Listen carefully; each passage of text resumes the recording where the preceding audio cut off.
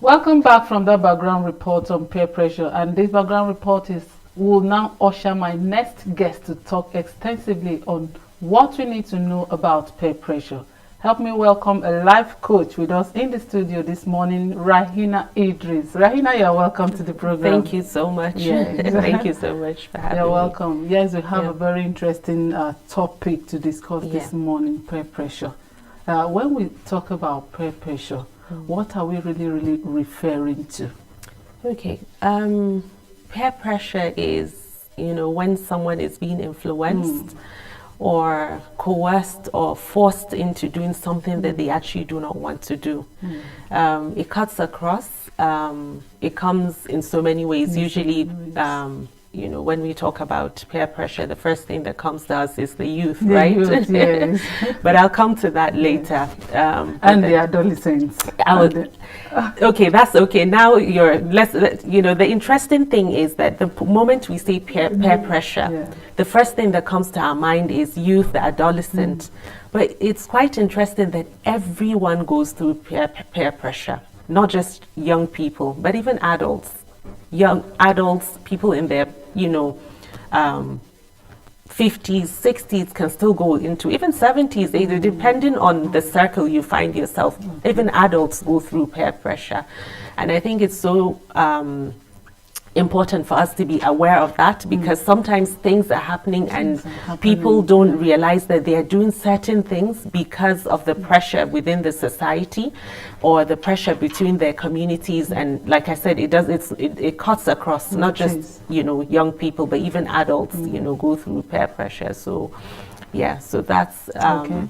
As a life coach, I know you have examples, because you've seen things, you've heard reports, you have reports on your table, and you are attending to lots and lots of them. Now talk to us, what are some of the examples we need to see concerning youth and adolescents, and it cuts across all ages according to you, that we need to know about this peer pressure? Okay, I think with young people, it's one of many things. Young people are exploratory, if I put it that way.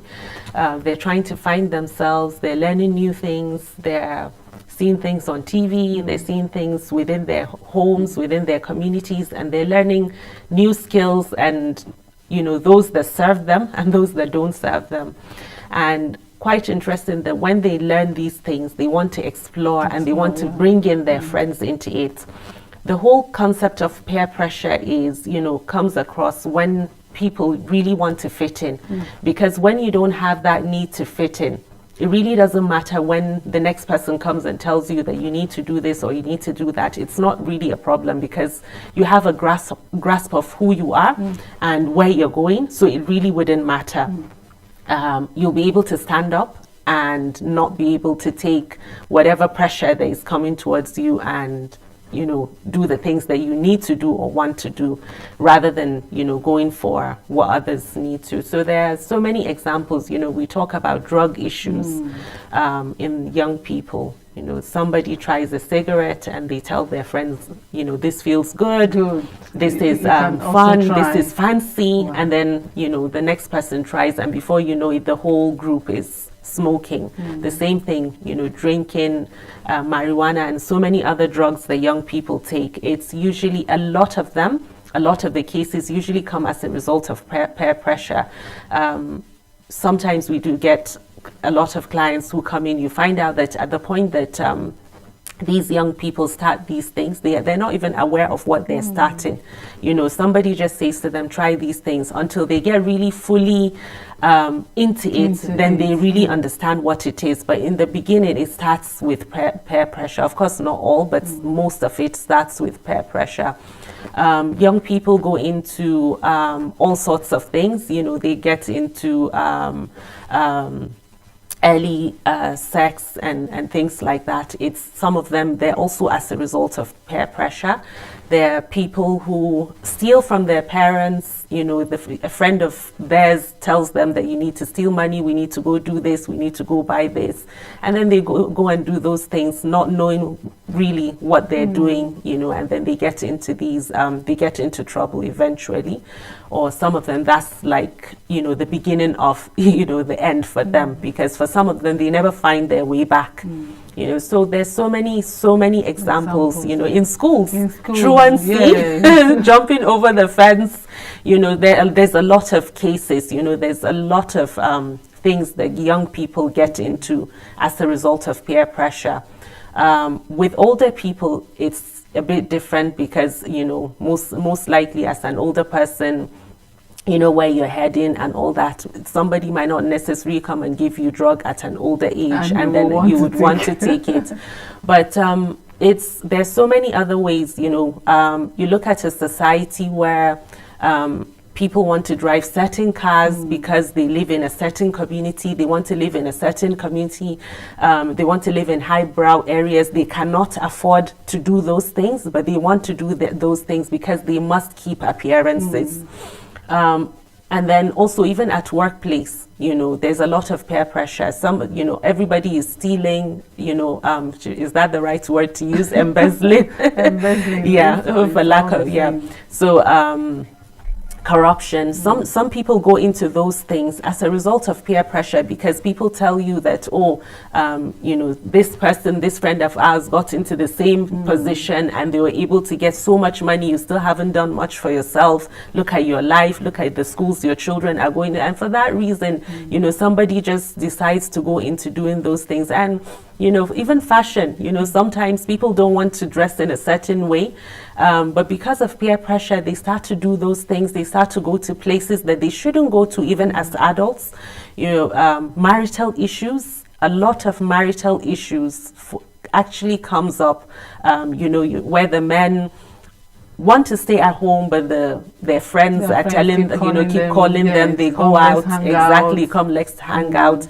You know, for the women, you know, they take on a lifestyle that they probably don't want to take on, but because of the peer pressure, you know, they go. So, you know, it's like I said, it cuts across. There's so many million and one examples of how peer pressure can show up in both young people and adults. Okay, you know, when you were talking about peer pressure, I can lend my voice to it that it is a negative influence. Negative influence. You want to fit in, you want to, let me use that word, belong. You want to belong to a certain group. Now, let's talk about the consequence. There's nothing you do without consequences. What are some of the consequences of this peer pressure? Okay. Just before I go into consequence, you said something, you said it's a negative influence. Yes.